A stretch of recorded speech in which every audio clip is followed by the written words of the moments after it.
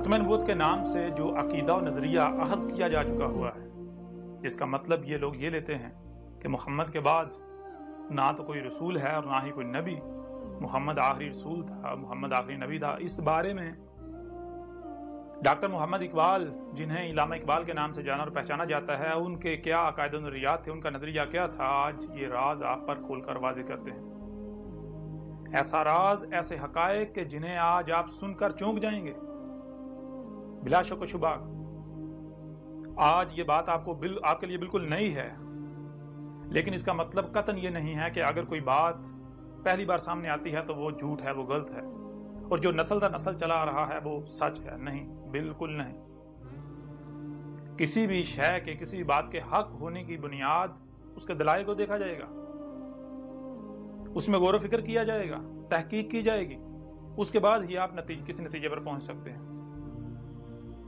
اور آج نہ صرف ہم ڈاکٹر محمد اقبال، جنہیں علامہ اقبال کے نام سے جانا جاتا ہے، ان کے بارے میں یہ انکشاف کریں گے، یہ راز، یہ حقائق کھول کر واضح کریں گے کہ انہوں نے نہ صرف دعویٰ نبوت کیا، بلکہ انہوں نے یہ دعویٰ کیا کہ میں وہی مہدی ہوں جس کا خود کو مسلمان کہلوانے والے انتظار کر رہے ہیں، اور میں وہی آخر الزمانی، یعنی میں وہی مسیح ہوں، وہی عیسیٰ ہوں جس کا خود کو مسلمان کہلوانے والے انتظار کر رہے ہیں۔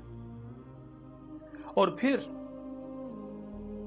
آج تک اس بات کو کیوں چھپایا گیا؟ انتہائی اہم بات، انتہائی اہم راز، انتہائی اہم حقائق انہیں کیوں چھپایا جاتا رہا؟ آج تک کیوں چھپایا گیا؟ اور جن جن لوگوں نے چھپایا اس کی وجوہات کیا تھیں؟ اس کا جواب آپ کو خود کو مسلمان کہلوانے والوں کی ایک بہت بڑی علماء میں سے جو ایک شخصیت ہے، جس کا ایک بہت بڑا نام ہے، بہت بڑا مقام ہے، جن کی ماضی قریب میں وفات ہو چکی، انہی کی زبانی آپ کے سامنے رکھیں گے کہ انہوں نے اس بارے میں کیا انکشافات کیے، خود اپنی زبان سے کیا اقرار کیا، کیا انکشافات کیے، کیا تسلیم کیا، کہ کیا وجوہات ہیں اس کی کہ آج تک اقبال کے بارے میں یہ حقائق جو ہے وہ چھپا کر رکھے گئے۔ اور پوری دنیا کے ملاؤں کو میرا کھلم کھلا چیلنج ہے کہ وہ میری اس بات کو غلط ثابت کر کے دکھائیں، اور جان لیں غلط ثابت کرنا یہ نہیں ہوتا کہ آپ منہ سے صرف ہوا خارج کرتے رہیں، گالیاں دیں، بکواسات کریں، نہیں، دلائل سے میری بات کو رد کریں۔ حق جو ہوتا ہے، جو اہل حق ہوتے ہیں، وہ گالیاں نہیں دیتے، وہ الزامات نہیں لگاتے، وہ بہتانات نہیں باندھتے، وہ تہمتیں نہیں لگاتے، وہ منہ سے جاگ نہیں نکالتے، وہ کتوں کی طرح بھونکتے نہیں ہیں۔ آج سے 14 صدیہ قبل محمد نے بھی کہا تھا کہ مومن وہ ہے جو علم و حکمہ سے بات کرے۔ محمد نے کہا تھا کہ جب منافق سے بات کی جاتی ہے تو وہ دلائل سے بات کرنے کی بجائے گالیاں دیتا ہے، جھگڑا کرتا ہے، پھدکتا ہے، الزامات لگاتا ہے۔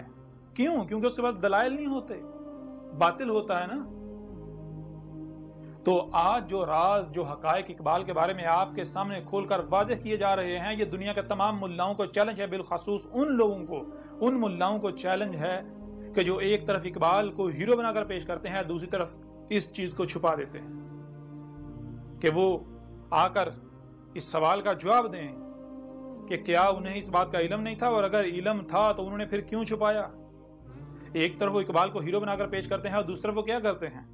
دوسری طرف جو اتنے عظیم حقائق ہیں، اتنے بڑے حقائق ہیں، ان کو چھپا دیا گیا۔ کیوں؟ اس کی وجہ کا یہ نہیں ہے کہ ان لوگوں کی خواہشات جو ہیں ان کا کلا کما ہوتا تھا، ان لوگوں کا اپنا دجل چاک ہوتا تھا۔ بہرحال آتے ہیں اس واقعے کی طرف جس واقعے میں خود کو مسلمان کہلوانے والے جو ہیں، ان کے جو علماء ہیں، ان میں سے ایک بہت بڑی شخصیت جن کی ماضی قریب میں وفات ہو چکی ہے، انہوں نے اپنی زبان سے اس بارے میں کیا کہا۔ آج سے کچھ سال قبل میری ملاقات ایک ایسی شخصیت سے ہوئی جو خود کو مسلمان کہلوانے والوں کے علماء میں ایک بہت بڑا نام اور بہت بڑا مقام رکھتی ہے، جن کی ماضی قریب میں وفات ہو چکی۔ ان کا نام آگے چل کر واضح کیا جائے گا۔ جب میری ان سے ملاقات ہوئی تو میں نے ان سے سوال کیا، میں نے کہا کہ میں آپ سے ایک سوال کرنا چاہتا ہوں، اور میں اپنا سوال لے کر خصوصی طور پر آپ کے پاس اس لیے آیا ہوں کیونکہ مجھے امید ہے، نہ صرف امید ہے بلکہ مجھے یقین ہے کہ آپ ہی ہیں جو میرے سوال کا ٹھیک سے جواب دے سکتے ہیں، بہتر جواب دے سکتے ہیں۔ مجھے آپ کے علاوہ اپنے سوال کے جواب کی کسی سے امید نہیں ہے اس دور میں۔ تو ان کا ٹھیک ہے، آپ سوال کریں۔ تو میں نے ان سے سوال کیا کہ کیا آپ اقبال کو پسند کرتے ہیں؟ تو وہ آگے سے مسکرا پڑے، کہتے ہیں کہ آپ مجھے نہیں جانتے، میرے آپ نے بیانات نہیں سنے۔ تو میں نے کہا نہیں، ایسی بات نہیں ہے، میں اصل میں آپ کی زبان سے سننا چاہتا ہوں۔ اس وقت آپ کے سامنے موجود ہوں تو میں چاہتا ہوں کہ آپ میرے سامنے اس چیز کا جو ہے وہ اقرار کریں، اظہار کریں، مجھے جواب دیں۔ تو کہتے ہیں یہی آپ کا سوال تھا۔ میں نے کہا یہ سوال تو نہیں تھا نا، اگر یہ سوال ہو تو پھر اس کا مطلب میں تو بیوقوف ہوا۔ اس کا جواب تو آپ کی ویڈیوز سے مل سکتا ہے، آپ کے جو بیانات ہیں ان میں آپ نے جا جو ہے اقبال کو کوٹ کیا ہوا ہے، آپ کے اقبال کے بارے میں اپنے جو ہے وہ نظریات کا اظہار بھی کرتے رہتے ہیں۔ تو بہرحال انہوں نے کہا کہ آپ کا اصل سوال ہے اس کی طرف آئیں۔ تو میں نے کہا نہیں، یہ جو میں آپ سے سوال کر رہا ہوں اس کا اس کے ساتھ بہت گہرا تعلق ہے۔ جب تک آپ میرے اس سوال کا جواب نہیں دیں گے، اور یہ صرف میرا ایک سوال یہ نہیں ہے، جو اصل سوال ہے، جو سوال کا مرکز و محور ہے، وہاں تک جانے کے لیے جو چھوٹے موٹے کچھ 2-4 سوالات ہیں ان کے جوابات آپ کو دینے پڑیں گے۔ جب آپ ان سوالات کے جوابات دیں گے تو وہ سوال جو ہے میرے لیے آسان ہو جائے گا آپ سے کرنا، اور آپ کے لیے جواب دینا بھی بالکل آسان ہو جائے گا۔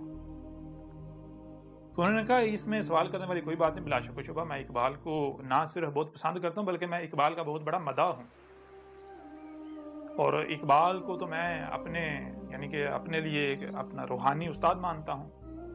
اقبال نے تو میری زندگی میں ایک انقلاب برپا کر دیا، یعنی اس طرح کی انہوں نے کافی باتیں کی، اقبال کی جو ہے وہ تعریفیں کی۔ میں نے کہا ٹھیک ہے، مجھے یہی امید سی آپ سے کہ آپ یہی جواب دیں گے۔ میں نے کہا آگے بڑھتے ہیں، اسی طرح کا ایک اور سوال ہے، اس کا بھی آپ جو ہے وہ جواب دے دیں تاکہ ہم جو اصل سوال کا مرکز و محور ہے اس کی طرف جائیں۔ کہتے ہیں ٹھیک ہے، آپ کریں سوال۔ تو میں نے سوال کیا، کیا اقبال جو ہے اس کو خودی کا علم تھا؟ خودی کیا ہے؟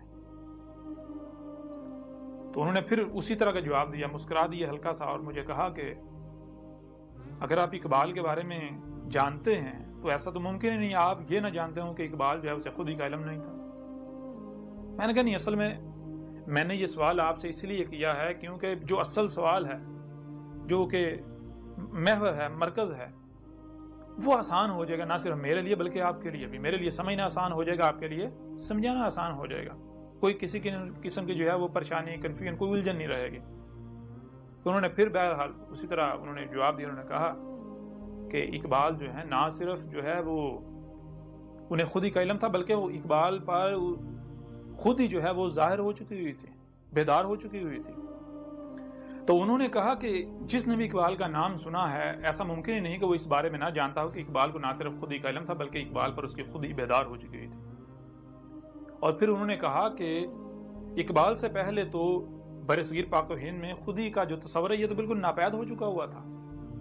یہ اقبال تھا جس نے کئی صدیوں بعد آ کر برصغیر کے اندر یہ جو خودی ہے اسے بیدار کیا ہے، خودی کا تصور جو ہے یہ لوگوں کو دیا ہے، ان پر واضح کیا۔ جو صدیوں سے جو تصور جو ہے وہ ناپید ہو چکا ہوا تھا، یہ اقبال تھا جس نے صدیوں بعد برصغیر میں اس تصور کو عام کیا۔ اقبال کی وجہ سے لوگوں کو خودی سے شناسائی ہو۔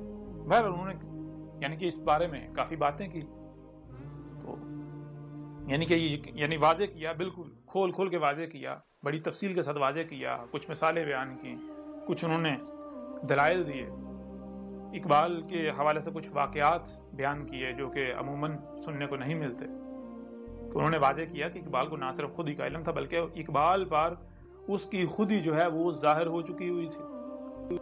تو میں نے کہا الحمدللہ میرا جو سوال ہے وہ تو اب بالکل آسان ہو گیا، اب مجھے سمجھنے میں کوئی پریشانی جو ہے وہ پیش آئے گی، مجھے کوئی الجھن ہوگی، نہ ہی آپ جب جواب دیں گے تو آپ کو جواب دینے میں کوئی الجھن، کوئی پریشانی جو ہے وہ پیش آئے گی۔ تو کہتے ہیں اب پھر آپ اپنا سوال پیش کریں۔ تو میں نے کہا سوال یہ ہے کہ میں کچھ لکھ کر لایا ہوں، میں وہ آپ کے سامنے رکھنا چاہتا ہوں۔ تو میں نے اقبال کا ایک شعر جیب سے میں نے جو پیپر جس پر لکھا ہوا تھا وہ نکالا اور میں نے ان کے سامنے رکھ دیا۔ جیسے ہی میں نے وہ کاغذ کا ٹکڑا جس پر اقبال کا ایک شعر لکھا ہوا تھا میں نے ان کے سامنے رکھا تو ان کی جو کیفیت تھی وہ اچانک ایک دم سے ایسی ہو گئی جیسے کہ کسی پر آسمان گر پڑا ہو۔ یعنی کہ آپ کو بھی آپ بھی جانتے ہوں گے کہ زندگی میں کئی بار آپ کے ساتھ ایسا ہوا ہوگا یا کئی مواقع پر ایسا ہوا ہوگا یا کم از کم ایک آدھ بار ہوا ہوگا کہ کبھی غیر متوقع طور پر کچھ ایسا واقع ہو جاتا ہے، کوئی ایسا حادثہ ہو جاتا ہے، ایسا واقعہ ہو جاتا ہے جو کہ آپ کے اوسان خطا کر دے. آپ یہ تک بھول جائیں کہ آپ کر کیا رہے تھے. اگر آپ کچھ بول رہے تو آپ یہ تک بھول جائیں کہ آپ کیا بول رہے تھے. اس طرح بالکل حیران، ششدر، پریشان، دنگ رہ جانا، چونک جانا، بالکل جو ہے وہ ایک عجیب سی ایسی کیفیت میں چلے جانا جیسے کہ آپ موجود ہی نہیں ہیں. تو ان کی اچانک سے یہ حالت ہوگی جیسے کہ ان کے اوپر کوئی یعنی آسمان ٹوٹ پڑا ہے ان پر. اب میں چونکہ سمجھ چکا تھا کہ اس کی وجہ کیا ہے، ان کی اس کیفیت کی وجہ کیا ہے، تو کچھ دیر وہ اسی کیفیت میں رہے، خاموش رہے. تو میں نے انہیں کہا، ڈاکٹر صاحب آپ مجھے میرے سوال کا جواب نہیں دے رہے. تو پھر انہوں نے جو ہے وہ میری طرف دیکھا، اور جس انداز میں دیکھا، جس طرح دیکھا، وہ بالکل واضح طور پر ایک ایسا انداز تھا جیسے کہ کوئی شرمندہ ہوتا ہے، اپنی شرمندگی کا اس کے چہرے سے اظہار ہو رہا ہوتا ہے، عیاں ہوتی ہے شرمندگی، ندامت. تو مجھے کہتے ہیں کہ اب آپ سے کیا چھپانا. کہتے ہیں آپ سے چھپایا بھی نہیں جا سکتا، کیونکہ جس طریقے سے آپ نے مجھ سے یہ سوال کیا تو میں آپ سے کوئی بات چھپا ہی نہیں سکتا. کہتے ہیں کوئی اور ہوتا تو میں بات کو گما پھرا کے ادھر ادھر لے جاتا، لیکن آپ کے سامنے اس بات کو میں اگر گھماؤں گا، اگر توڑوں مروڑوں گا، کسی بھی قسم کی کوشش کروں گا تو الٹا میں خود پھنس جاؤں گا.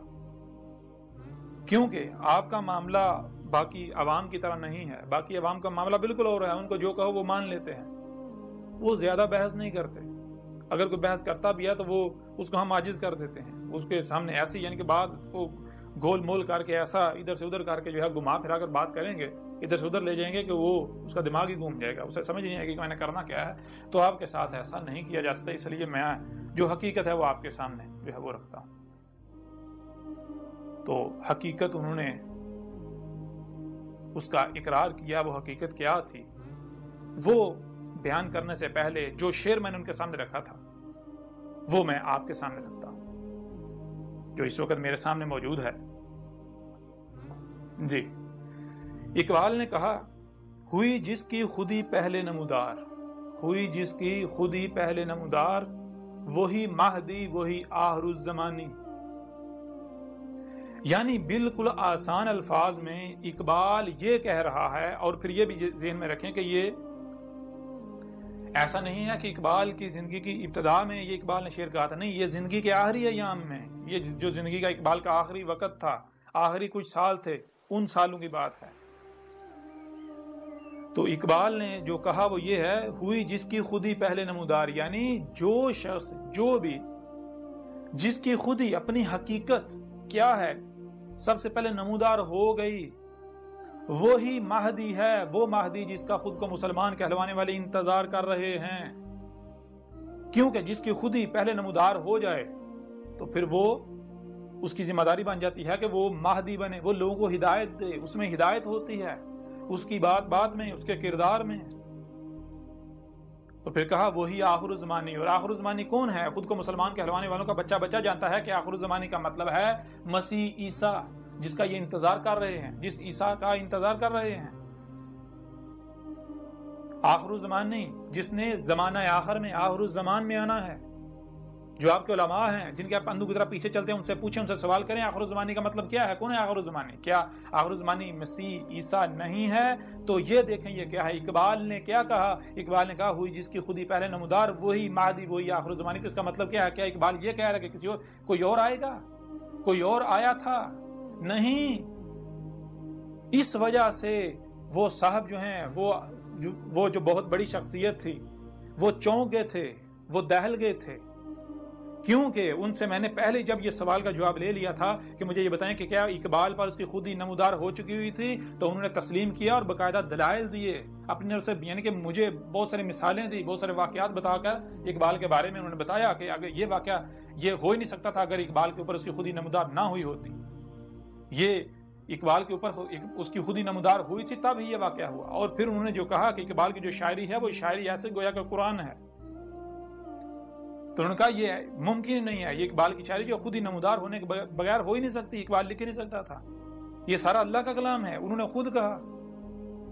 تو اس وجہ سے میں نے پھر جب یہ ان کے سامنے رکھا تھا تو وہ دہل گئے تھے، وہ چونک گئے تھے، کیونکہ اقبال نے یہاں یہ دعویٰ کیا ہے کہ اس دور میں، اس زمانے میں چونکہ میری خودی سب سے پہلے نمودار ہو چکی ہے، اس لیے اس دور میں ہی وہی مہدی ہوں جس کا تم انتظار کر رہے ہو، میں ہی آخر الزمانی یعنی مسیح عیسیٰ ہوں جس کا تم انتظار کر رہے ہو۔ اس وجہ سے وہ چونک گئے تھے، اور پھر انہوں نے خود اپنی زبان سے اس بات کا اقرار کیا تھا، انہوں نے کہا تھا کہ آپ سے اب اس بات کو نہیں چھپایا جا سکتا۔ اس میں کوئی شک نہیں کہ اقبال نے دعویٰ نبوت کیا تھا، اقبال نے خود کو مہدی کہا تھا، اقبال نے خود کو آخر الزمانی یعنی مسیح عیسیٰ کہا تھا، وہی جس کا انتظار کیا جا رہا ہے۔ اور پھر آج ایک اور بات آپ کے اوپر واضح کریں کہ اقبال کا یہ صرف ایک مقام پر یہ دعویٰ نہیں ہے، اقبال کا جو لٹریچر ہے اگر آپ اسے اٹھائیں تو آپ کو پتا چلے گا کہ اقبال نے ایک نہیں، دو نہیں، تین نہیں، چار نہیں، بلکہ درجنوں مقامات پر یہ دعویٰ کیا ہے متشابہات کی صورت میں کہ میں اللہ کا نبی ہوں، میں مہدی ہوں، میں عیسیٰ ہوں۔ اور اس بارے میں بھی آپ کے اوپر کھول کر رکھیں گے، لیکن اس سے پہلے آپ کو دعوت دیتے ہیں، اس سے پہلے آپ کو چیلنج کرتے ہیں، آپ کے ملاؤں کو چیلنج کرتے ہیں، اور آپ کے اوپر یہ ذمہ داری ہے کہ جائیں اپنے ملاؤں سے سوال کریں، ان سے پوچھیں کہ آج تک کیا یہ سچ ہے؟ اگر سچ ہے تو تم لوگوں نے آج تک یہ کیوں چھپایا؟ اور اگر یہ سچ ہے تو وہی فتوے جو آج تم میرے اوپر لگا رہے ہو، آج جو فتوے تم اللہ کے رسول عیسیٰ پر لگا رہے ہو، احمد عیسیٰ پر لگا رہے ہو، وہی فتوے لگاؤ اقبال پر، آؤ میدان میں۔ اور اس کے علاوہ آج جنہیں مثال کے طور پر لاہور میں مقبرہ ہے علی حجویری، جنہیں داتا گنج بخش کہا جاتا ہے، ماضی میں چلے جائیں، بہت ساری شخصیات ہیں، ان کے بارے میں بات کی جائے تو ان کے بھی یہ تمام کے تمام دعوے جات موجود ہیں۔ وہ تمام کے تمام ایسی جو شخصیات ہیں وہ نبیین تھے، وہ محمد کے خاتم یعنی محمد کے فلٹر سے نکل کر آنے والے نبیین تھے۔ اور خاتم النبیین کیا ہوتا ہے، خاتم النبیین کیا ہوتا ہے، نبیین کیا ہوتا ہے، یہ تمام تر حقائق آپ اس وقت تک نہیں جان سکیں گے جب تک کہ آپ القرآن جو آپ کے دونوں ہاتھوں کے درمیان ہے اس کی بینات کو اس میں اس کتاب میں نہیں پڑھتے، اس سے رجوع نہیں کرتے۔ اگر کوئی کہتا ہے کہ نہیں اس کتاب کے قریب نہیں جانا، تو جان لیں ہر بات کو، ایک ایک بات کو جو آج کیا جا رہا ہے اس کی تاریخ قرآن میں موجود ہے، ہم آپ کو اسی قرآن میں دکھائیں گے جو آپ کے دونوں ہاتھوں کے درمیان ہے۔ بہرحال آپ آتے ہیں واپس اسی واقعے کی طرف کہ اس کے بعد کیا ہوا، انہوں نے پھر اس کے بعد کیا کہا۔ تو میں نے ان سے سوال کیا، میں نے کہا کہ پھر آپ جو ہیں، جب آپ کو اتنے بڑے راز کا علم ہے، اتنے بڑے حقائق کا علم ہے، تو آپ ان کا انکشاف کیوں نہیں کرتے، آپ لوگوں کو کیوں نہیں بتاتے؟ تو آگے سے انتہائی پشیمانی، ندامت اور شرمندگی کسی کیفیت میں انہوں نے مجھے کہا، جواب دیا، کہتے ہیں کہ میں آپ سے امید کرتا ہوں، آپ کافی سمجھدار ہیں کہ آپ باہر کسی سے بات نہیں کریں گے کہ میں نے ایسی باتیں کی ہیں۔ میں نے کہا آپ وہ بالکل بے فکر ہو جائیں، آپ جو حق ہے میرے سامنے وہ بیان کریں، مجھے حق سننا ہے۔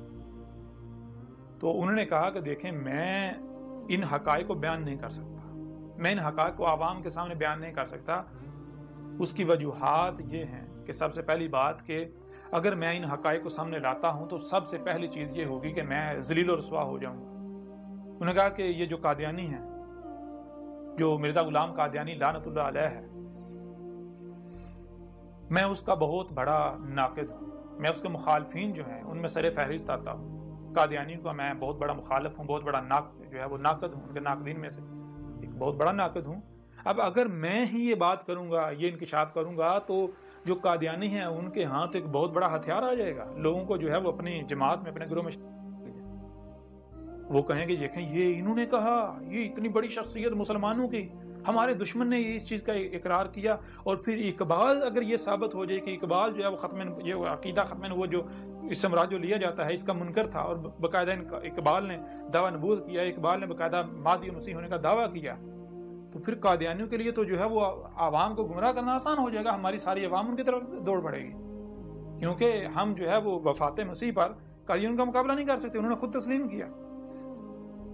تو بہرحال انہوں نے پھر میں نے کہا تو پھر یہ مجھے آپ یہ بتائیں کہ یہ آپ مجرم نہیں بنیں گے؟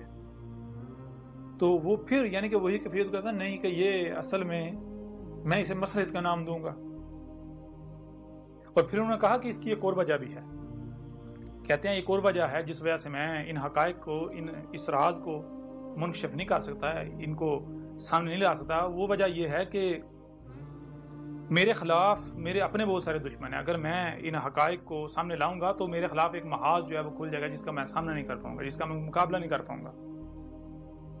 میں نے کہا میں اصل میں جس گھرانے سے تعلق رکھتا ہوں میں کوئی روایتی مولوی نہیں ہوں، روایتی جو مدرسوں سے پڑھ لکھ کر آتے ہیں، مدرسوں کے فارغ التحصیل ہوتے ہیں، میں ان میں سے نہیں ہوں، میں تو ایک لبرل گھرانے سے تعلق رکھتا تھا، میں ایک میڈیکل اسٹوڈنٹ تھا، ڈاکٹر بنا، تو پھر اس کے بعد جو ہے میں نے میرا یعنی کہ وہ جو ہے وہ رخ اس طرف ہو گیا، دین کی طرف، مذہب کی طرف، تو اس طرف رخ میرا ہونا تھا کہ میں نے جو ہے وہ اسی میں یعنی کہ گم گیا، اسی میں نے جو ہے وہ اپنی ساری کوشش شروع کر دی۔ تو انہوں نے کہا کہ یہ جو روایتی علماء ہیں، یہ جو یعنی کہ مدرسوں سے فارغ التحصیل ہوتے ہیں، جو یہ سلسلہ چل رہا ہے روایتی علماء کا، تو میں ان کے ہاں جو ہے وہ نہ تو قابل قبول ہوں، نہ ہی میں پسند کیا جاتا ہوں، اور اسی وجہ سے انہوں نے کہا کہ میرے جو فالورز ہیں، میرے جو سننے والے ہیں، مجھے جو ماننے والے ہیں، ان کی جو اکثریت آپ کو وہی ملے گی جو پڑھے لکھے لوگ ہیں، پڑھا لکھا جو ہے وہ طبقہ ہے، جو یعنی کہ مذہبی طبقہ آپ کو کم ملے گا۔ ان کا اب اگر میں یہ بات کروں گا تو یہ جتنے بھی روایتی علماء ہیں، جتنے بھی فرقے ہیں، یہ سارے کے سارے یہ پہلے میرے خلاف کوئی موقع ضائع نہیں جانے دیتے، تو ان کو تو بہت بڑا موقع مل جائے گا۔ تو اب اگر میں خود ہی ان کو اتنا بڑا اپنے خلاف جو ہے موقع فراہم کروں تو مجھ سے بڑا بیوقوف کوئی ہوگا، اس لیے کہتے ہیں کہ میں جو ہے وہ مصلحت کو اختیار کیے ہوئے ہوں، مصلحت جو ہے یہی بہتر ہے، ایسے چلتے رہیں۔ تو جب انہوں نے اس طرح کے جوابات دیے، ان باتوں کا اقرار کیا، تو میں اندر سے دلی طور پر ان سے بدظن ہو گیا، مجھے جو ہے وہ ایک میرا دل کھٹا سا پڑ گیا کہ اتنی بڑی شخصیت کیمرے کے سامنے حق پر اتنے بڑے بڑے حق کے ہونے کے دعوے، یعنی کہ حق کے دعوے کرتے ہیں، بڑے بڑے دعوے، بڑے جذبات میں آ کے لیکچرز دیتے ہیں، بیانات کرتے ہیں، اور اتنا بڑا یعنی کہ جو حق کا جو تقاضا ہے وہ یہ پورا ہی نہیں کر رہے، وہ کرنے سے یہ ڈر رہے ہیں، طرح طرح لوگوں کی ملامتوں سے ڈر رہے ہیں، اور طرح طرح کے خوف جو ہیں ان کا یہ شکار ہیں، یہ تو پھر اپنی خواہشات کی تباہ کر رہے ہیں۔ بہرحال میں یعنی کہ ان سے میرا دل تو کھٹا ہوگا، لیکن اس کے باوجود جو ہے میں نے ان سے یعنی سوال کیا، میں نے کہا کہ ایک میں آپ سے اور سوال کرتا ہوں۔ وہ سوال میرا یہ ہے کہ آخر کیا وجہ ہے کہ اتنی بڑی بات، اتنے بڑے یعنی کہ اتنا بڑا راز یہ آج تک چھپا ہوا کیسے ہے؟ آج تک کسی نے سوچا، یعنی کہ کوئی سامنے نہ لے کر آیا۔ تو انہوں نے پھر اس کی وجوہات جو ہیں وہ بھی بتائیں۔ انہوں نے کہا کہ سب سے پہلی بات تو یہ ہے کہ اقبال کو آج جو ہے وہ خاص کر کے پاکستان میں اقبال کے بارے میں جو خود ہی یعنی کہ یہ ساری چیزیں ہیں یہ عام ہیں، اس سے پہلے اقبال کو اس طرح نہیں جانا جاتا تھا، اس طرح نہیں پہچانا جاتا تھا جیسے آج جانا اور پہچانا جاتا ہے۔ انہوں نے کہا کہ جب تک پاکستان نہیں بنا تھا، پاکستان بننے سے پہلے اقبال جو مشہور تھا برصغیر کے اندر، وہ صرف کچھ اقبال کی نظمیں تھیں، ان نظموں کی وجہ سے، اس شاعری کی وجہ سے اقبال جو ہے وہ مشہور تھا، لوگ اقبال کو پہچانتے تھے، جانتے تھے۔ انہوں نے کہا اس میں سر فہرست انہوں نے کہا کہ جو ہندوستان ہے، انڈیا، اس کا قومی ترانہ اقبال کا لکھا ہوا، انہوں نے کہا کہ ہندو جو ہے اقبال ان کے دل کا تارا ہے، کیونکہ اقبال جو ہندوستان کا جو ملی نغمہ ہے، قومی ترانہ ہے، وہ اقبال کا لکھا ہوا ہے۔ انہوں نے کہا اس وجہ سے اقبال جو ہے وہ معروف تھا، تو یہ پہلو لوگوں کے سامنے تھا، اقبال کا وہ پہلو جو ہے وہ چھپا ہوا تھا۔ انہوں نے کہا کہ اس چھپے ہونے کی کچھ وجوہات تھیں، ان وجوہات میں ایک جو سب سے بڑی وجہ تھی وہ تھی جو روایتی علماء ہیں ان کا اقبال کے خلاف پراپیگنڈا کرنا۔ انہوں نے کہا کہ آج اس دور میں تو آپ کو ایسے بہت سارے لوگ ملیں گے کہ جو داڑھی منڈے ہیں اور وہ دین کا نام لیتے ہیں، وہ دین کا مبلغ بنے ہوئے ہیں، جیسے انہوں نے یعنی کہ وہ جاوید احمد گامدی ان کا نام لیا۔ انہوں نے کہا کہ آپ جاوید احمد گامدی آپ کے سامنے، اس کے علاوہ انہوں نے اور کچھ شخصیات ہیں، میں ان کا نام نہیں لینا چاہتا، انہوں نے ان کا بھی نام لیا، انہوں نے کہا کہ یہ شخصیات دیکھیں ان کی داڑھی نہیں ہے، ان کی مونچھیں نہیں ہیں، یہاں تک کہ کلین شیو ہیں، اس کے باوجود جو ہے یہ مفکر اسلام اور اسلامی اسکالر کے نام پر جانے جاتے ہیں، تو لوگ انہیں پسند کرتے ہیں، لوگ انہیں سنتے ہیں، کہتے ہیں آج یہ جو آج ہے یہ تب نہیں تھا۔ انہوں نے کہا جب اقبال ہوا تھا اس وقت جو یہ جو مذہب ہے یہ ایک خاص مکتبہ فکر جو ہے اس کے گھر کی لونڈی تھا۔ انہوں نے کہا مذہب کے ٹھیکیدار وہی تھے جو نسل در نسل یہ روایتی علماء جو ہے وہ چلے آ رہے تھے، اور اس کے لیے داڑھی لازم تھی، داڑھی۔ انہوں نے کہا کہ آج جو ہے وہ اسلام میں داڑھی تلاش کی جاتی ہے، تب داڑھی میں اسلام تلاش کیا جاتا تھا، تب جو ہے وہ داڑھی کے اوپر سب سے زیادہ زور۔ اگر کوئی داڑھی منڈا، انہوں نے کہا کہ اگر کوئی داڑھی منڈا مذہب پر بات کرتا تھا تو لوگ اس کو حقارت کی نگاہ سے دیکھتے تھے، لوگ اسے یہود و حنود کا ایجنٹ جو ہے وہ تسلیم یعنی کہ وہ ماننا شروع ہو جاتے تھے، اس کے بارے میں کہنا شروع ہو جاتا کہ یہ داڑھی منڈا انگریزوں کا ایجنٹ، یہود و حنود کا دشمن، یہ ہمیں دین سکھائے گا، پہلے اپنا خلیہ دین کے مطابق کر لے، مذہب کے مطابق کر لے۔ تو انہوں نے کہا کہ یہ وہ وجہ تھی جس وجہ سے اس دور میں جس شخصیت نے بھی مذہب کے نام پر کوئی بات کرنا ہوتی تھی، کوئی یعنی کہ مذہبی رہنمائی کرنے کا کوئی سوچتا تھا تو اس کو داڑھی رکھنا پڑتی تھی۔ انہوں نے مثالیں دی، انہوں نے کہا کہ آپ کے سامنے مثال ہے ابوالکلام آزاد جو تھے، وہ بہت بڑے لبرل شخصیت تھی، بہت بڑی لبرل شخصیت، وہ روایتی علماء ہیں ان میں سے نہیں تھے، ایک بہت بڑی لبرل شخصیت تھے، اس کے باوجود جب وہ اس فیلڈ میں آئے تو ان کو داڑھی رکھنا پڑ گئی، انہوں نے داڑھی رکھی۔ کیونکہ ان کو پتا تھا اگر میں بغیر داڑھی کے تبلیغ کروں گا تو مجھے کوئی بھی قبول نہیں کرے گا، اس وقت کلچر یہی تھا، نظامی سسٹم یہی تھا۔ انہوں نے کہا پھر اس کے علاوہ انہوں نے کہا سر سید احمد خان، انہوں نے کہا کہ اس کے بارے میں کون نہیں جانتا کہ وہ اس دور کا سب سے بڑا لبرل ملحد، انہوں نے ملحد تک قرار دیا۔ انہوں نے کہا کہ وہ جب اس نے اسلام کے اوپر بات کرنا شروع کی، اس سے پہلے وہ داڑھی منڈا تھا، اور جب اس نے جو ہے وہ قرآن کے اوپر بات کرنا، مذہب کے اوپر بات کرنا شروع کی، دین کے اوپر بات کرنا شروع کی، تو سر سید نے بڑی بڑی داڑھی رکھ لی۔ تو انہوں نے کہا کہ اقبال نے ایسا نہیں کیا، اگر اقبال داڑھی رکھ لیتا تو شاید اس وقت اقبال جو ہے وہ فوری طور پر یہ جو حقائق ہیں یہ سامنے آ جاتا ہے کہ اقبال نے یہ دعویٰ کر دیا، اقبال نے یہ دعویٰ کر دیا۔ چونکہ اقبال کی وہ داڑھی نہیں تھی تو لوگ جو ہے اقبال کا جو مذہب کے بارے میں جو لٹریچر ہوتا تھا، جو تھوڑا گہرائی والا کہیں، جو سنجیدہ تھا، لوگ اس کی طرف جاتے ہی نہیں تھے، لوگ اقبال کو نہ سنجیدہ لیتے تھے، نہ اقبال کو پڑھتے تھے اس وقت، سوائے چند لوگوں کے۔ چھوٹا سا مکتبہ فکر تھا جو اقبال کو اسٹڈی کرتا تھا، لیکن وہ بھی اسٹڈی اس حد تک نہیں تھی کہ جیسے اگر آج مثال کے طور پر کی جائے۔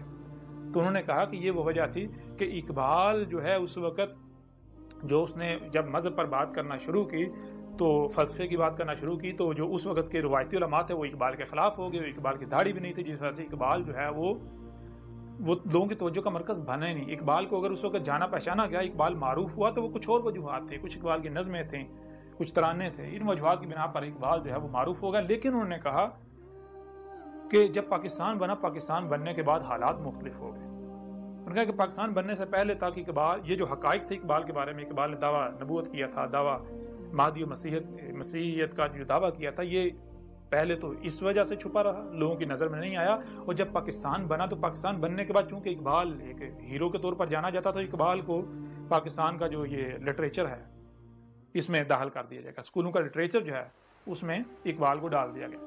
اب جب اقبال کو اسکولوں کے لٹریچر میں ڈال دیا گیا تو اس کے بعد ہوا یہ کہ اب ایک نسل ہے جو بچپن سے ہی اقبال کا نام سنتی اور پڑھتی چلی آ رہی ہے۔ وہ نسل جب پروان چڑھی تو پوری نسل کے لیے اقبال ایک ہیرو بن گیا، لیکن وہ ہیرو اسی حد تک تھا جو انہوں نے اقبال کے بارے میں پڑھا سنا۔ اب اقبال کے بارے میں کیا پڑھا سنا وہ آپ جانتے ہیں، اقبال کے وہ جو شروع کی شاعری ہے، کچھ نظمیں ہیں، تو ان کی وجہ سے جو ہے وہ اقبال کو جانا اور پہچانا جاتا رہا۔ اب اس وجہ سے اقبال ہیرو تو بن گیا، لیکن کچھ لوگ ایسے تھے جب انہوں نے دیکھا کہ اقبال نے ایسی باتیں کی، یعنی یہ انہوں نے اقبال کی نظموں سے متاثر ہوئے، اقبال کی شاعری سے متاثر ہوئے، تو انہوں نے اقبال کو اسٹڈی کرنے کی، اقبال کا مطالعہ کرنے کی جب ٹھانی، دیکھا اقبال کا لٹریچر دیکھا، تو وہ تو دانگ رہ گئے، اقبال نے جو ہے وہ یہ دعویٰ کیا ہوا ہے۔ اب انہوں نے کہا کہ یہاں پر دو طرح کی شخصیات تھیں، ایک وہ شخصیات تھی جو پڑھے لکھے لوگ ہوتے ہیں، سنجیدہ طبقہ، تو انہوں نے جب اس چیز کو دیکھا تو انہوں نے یا تو اسے نظر انداز کر دیا، یا پھر وہ اس وجہ سے خاموش رہے کیونکہ ان کی یہ فیلڈ ہی نہیں تھی، تو اس وجہ سے لوگوں کے سامنے ان کی طرف سے بات نہیں آئی۔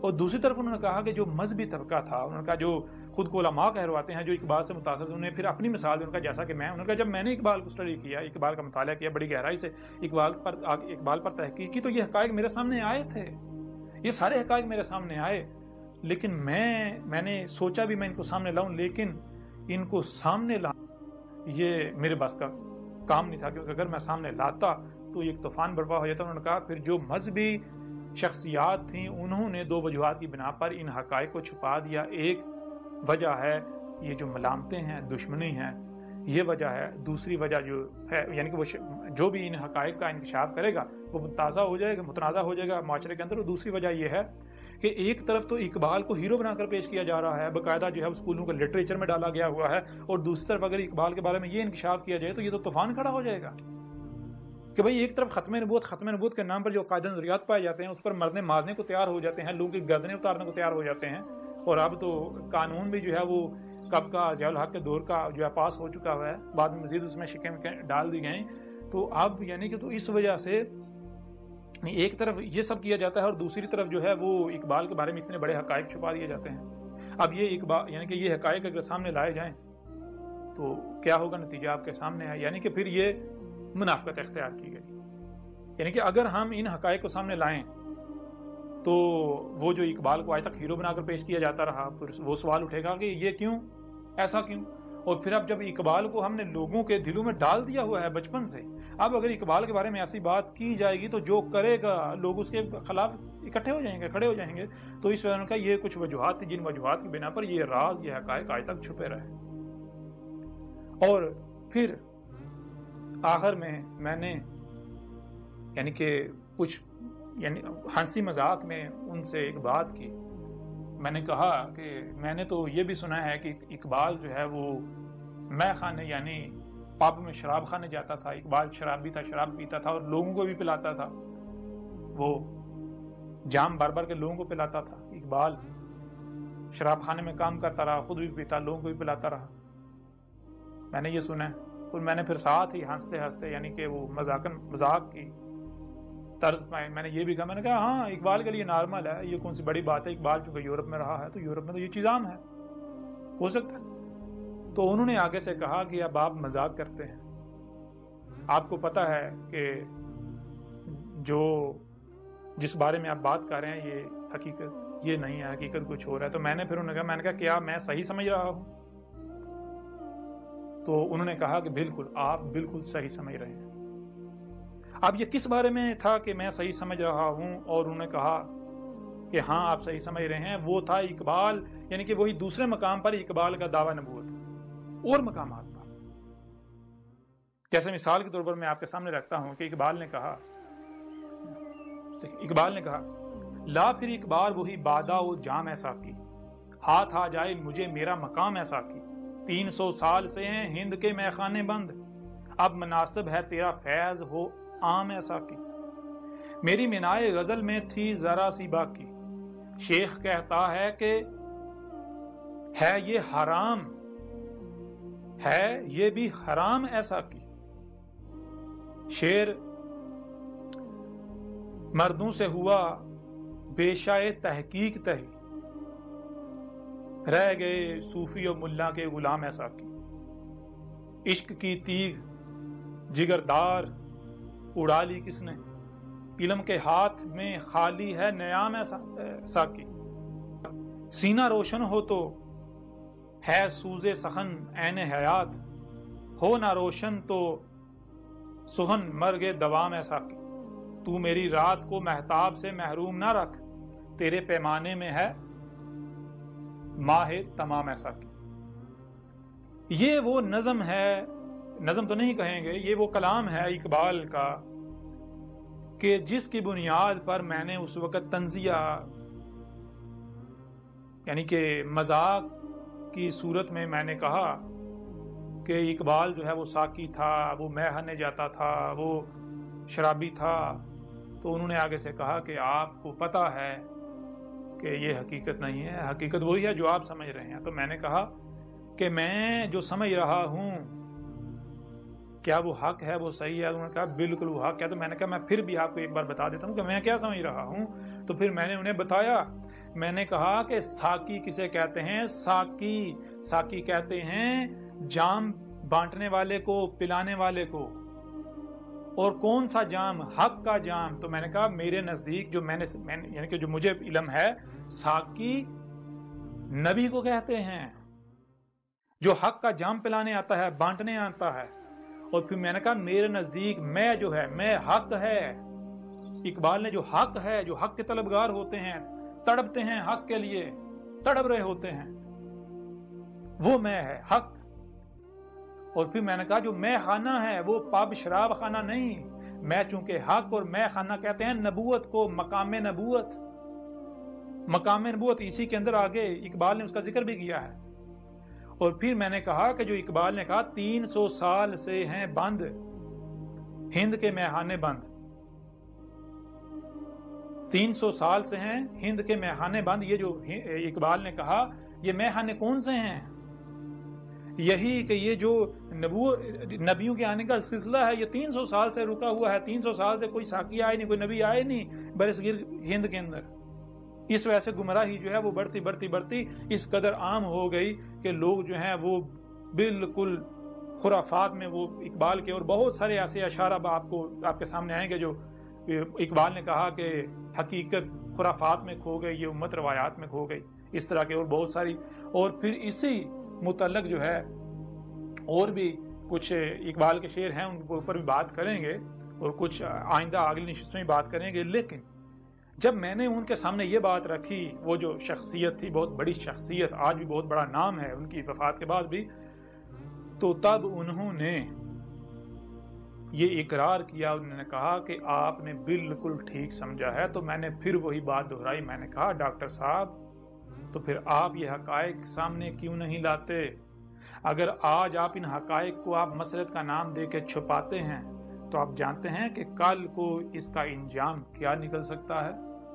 آپ جانتے ہیں کہ کل کو اگر اللہ کا بھیجا ہوا واقعتاً آ جاتا ہے اسی دور میں تو پھر آپ بھی مجرم ثابت ہوں گے، کیونکہ آپ تو ایک باقاعدہ ایک فرقہ کھڑا کر کے جا رہے ہیں جو کہ جب اللہ کا رسول آئے گا، اللہ کا رسول وہ جو عیسیٰ ہے وہ جب آئے گا، جس نے آنا ہے، جس کا انتظار کیا جا رہا ہے، تو آپ کے تمام فالور جو ہیں وہ اس کے ساتھ دشمنی کریں گے۔ نہ تو اس وقت مجھے اس بات کا علم تھا اور نہ ہی انہیں علم تھا کہ بات کرنے والا کون ہے۔ بہرحال آج وہ حقائق واضح ہوئے کہ یہ جو ہوا تھا یہ کیوں ہوا تھا۔ اور بہرحال اس کے علاوہ بھی کچھ اور اشعار ہیں، ان میں سے چاند ایک آپ کے سامنے رکھتے ہیں، لیکن اس سے پہلے آپ کے اوپر یہ واضح کر دیں کہ وہ شخصیت کون تھی۔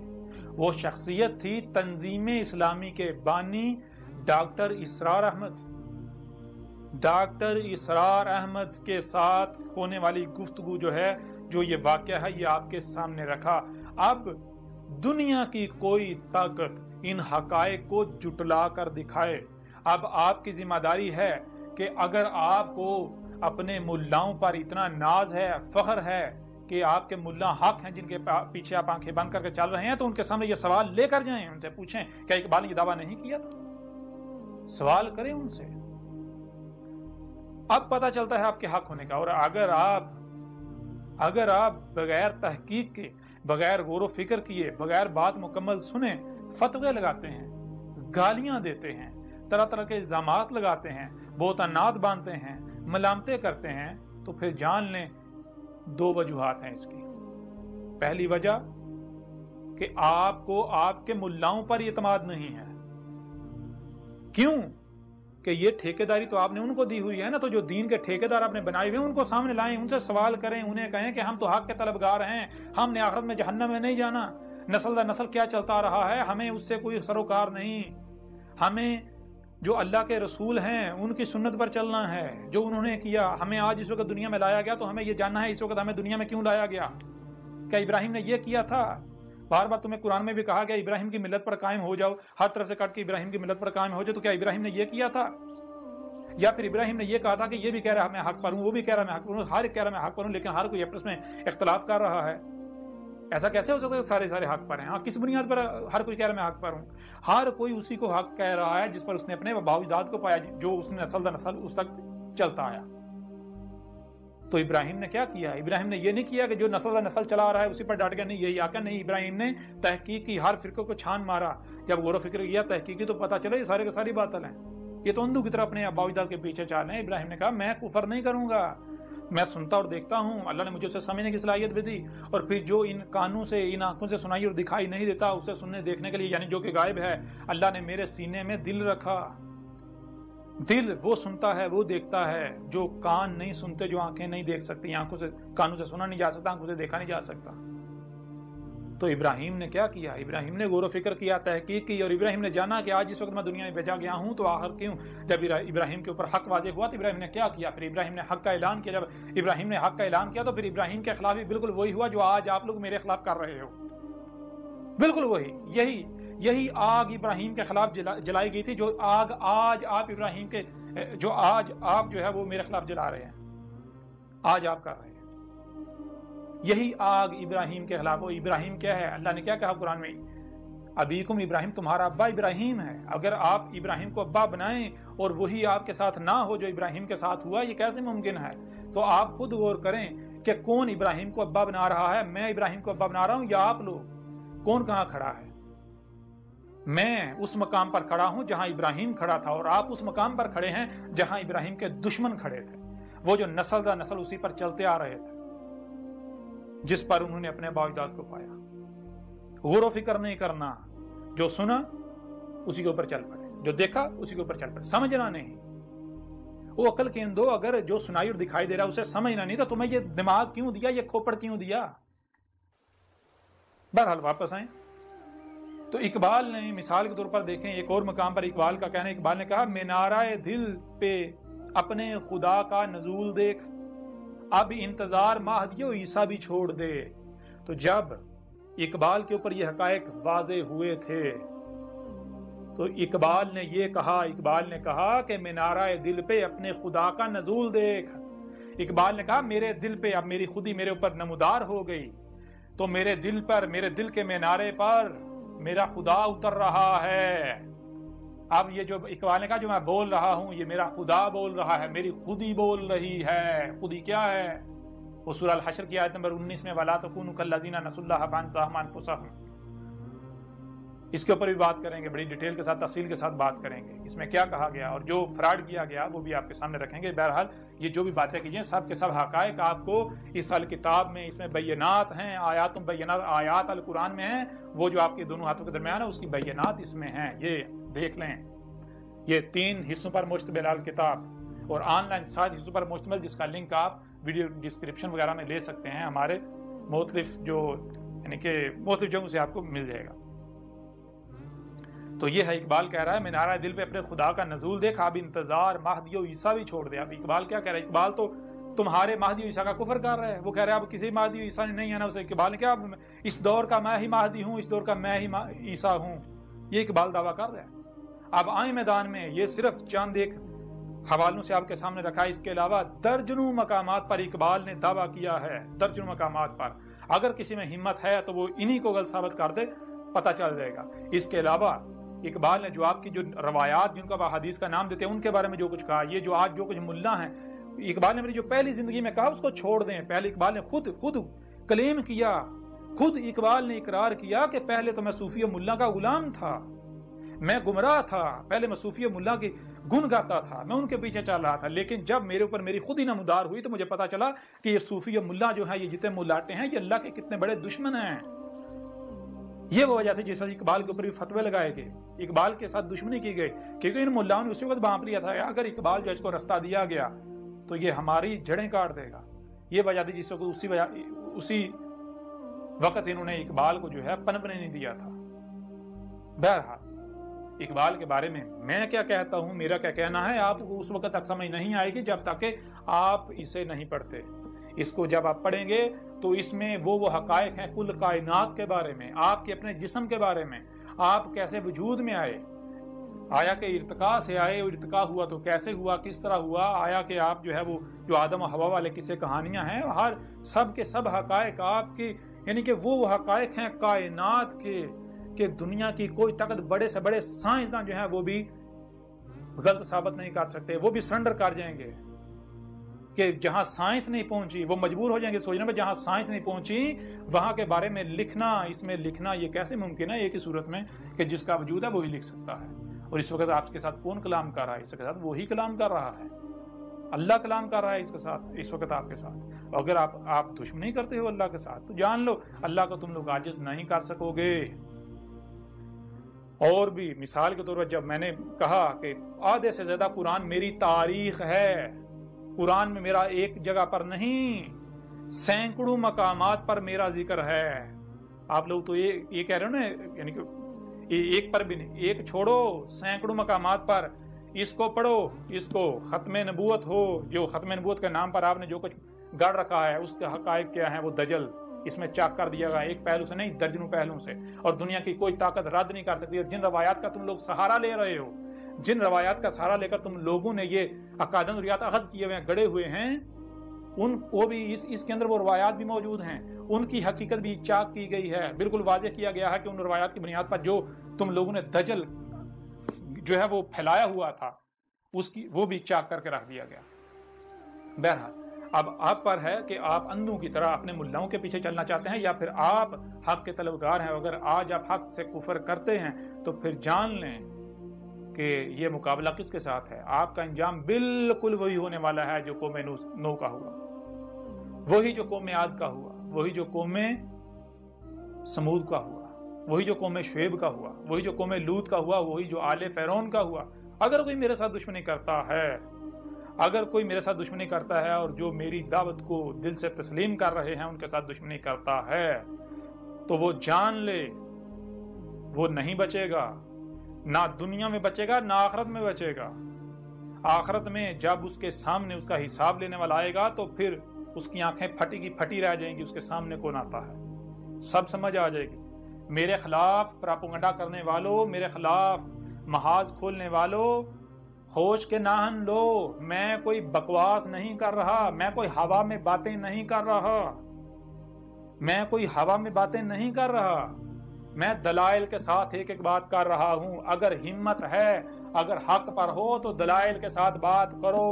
اگر تم کہتے ہو کہ ہم اللہ کو مانتے ہیں، اللہ کی مانتے ہیں، تو پھر اسی قرآن میں اللہ نے کیا کہا؟ اللہ کہہ رہا ہے کہ جہاں سے بھی کوئی آواز بلند ہوتی ہے، حق ہو باطل ہو جو بھی ہو، جہاں سے بھی کوئی آواز بلند ہو اس کو سنو۔